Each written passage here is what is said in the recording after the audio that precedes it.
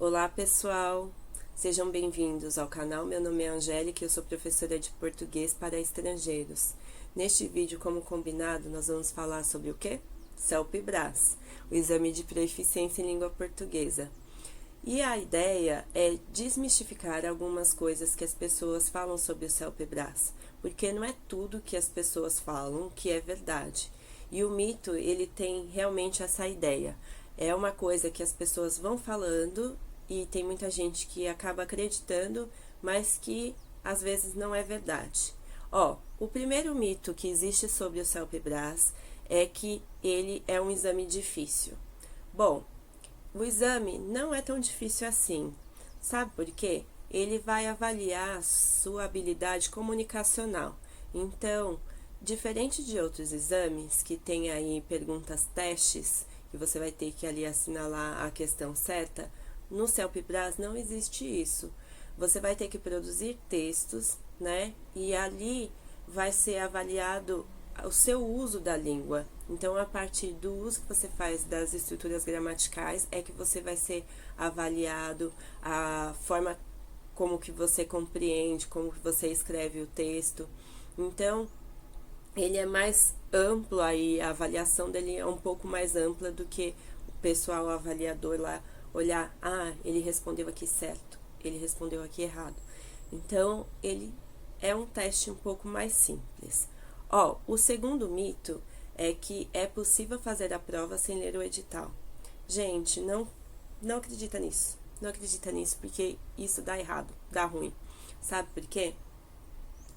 O que acontece é que o CELPE-BRAS é um exame que tem lá no edital algumas orientações. E se você não segue alguma das orientações, você pode ter alguma surpresa aí ruim, né? No dia da prova. Então, leia o edital, é importante ler o edital. Mesmo que seja difícil ler o edital, pede a ajuda de alguém, mas faz essa leitura, tá bom? O terceiro mito é de não se preparar para a prova CELPE-BRAS. Tem muita gente que acredita que só aprendendo português você consegue passar na prova. Isso não está de todo errado. Se você tiver um bom domínio da língua, é claro que você vai conseguir um bom desempenho, um bom resultado.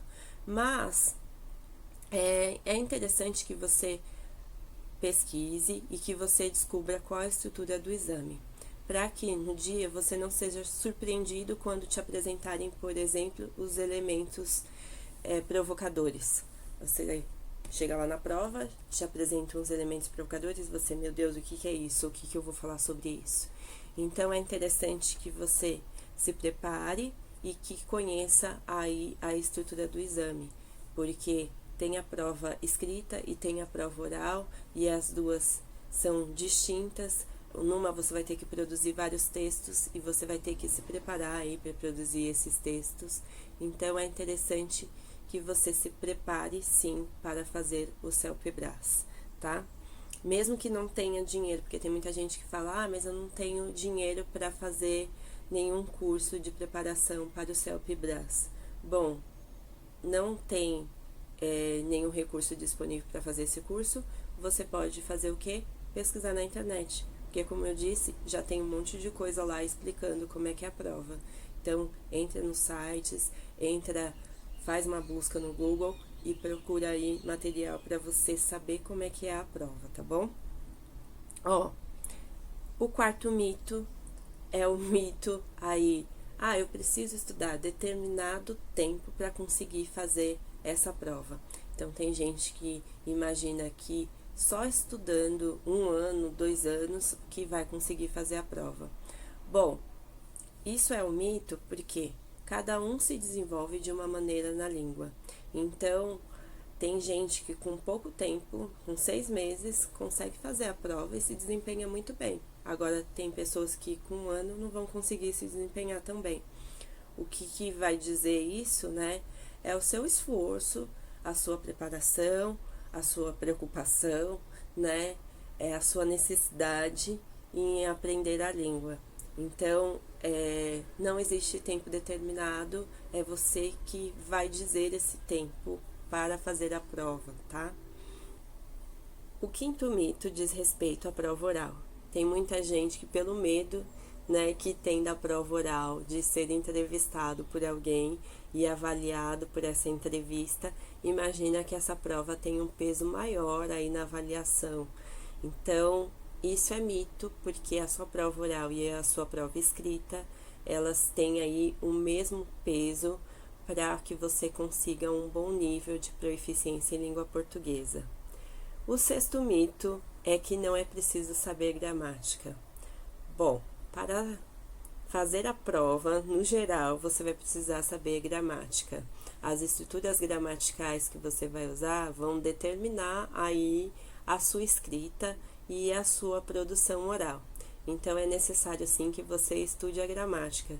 Embora o CELPE-BRAS não seja um exame de perguntas e respostas sobre a gramática. Então, você não vai ter que mostrar ali onde que se usa tal verbo ou se a conjugação do verbo está certa. Isso não existe na prova. Mas no uso da língua, você vai ter que provar aí que você conhece bem a gramática de língua portuguesa. O sétimo mito é que o exame não é tão necessário. Tem gente que acredita nisso, mas o exame ele é muito necessário. Ele é necessário se você tiver o desejo de revalidar algum diploma de algum curso que você tenha feito no exterior. Então, estando aqui no Brasil para revalidar o seu diploma, você vai precisar do CELPE-BRAS. Você vai precisar também do exame se você desejar cursar alguma universidade brasileira. Você precisa provar que você consegue acompanhar as aulas. Então, por isso é que as universidades exigem o CELPE-BRAS. E se você desejar se naturalizar brasileiro, você também vai precisar do CELPE-BRAS, porque ele se tornou uma obrigatoriedade desde 2018. Então, nós temos novas leis aí de imigração que tornam aí o CELPE-BRAS ele obrigatório para que você consiga se naturalizar. Bom, o exame é necessário, né? E eu espero que eu tenha ajudado aí um pouquinho para que vocês consigam aí se preparar com mais tranquilidade para o exame, tá bom? Eu aguardo vocês no próximo vídeo e até mais!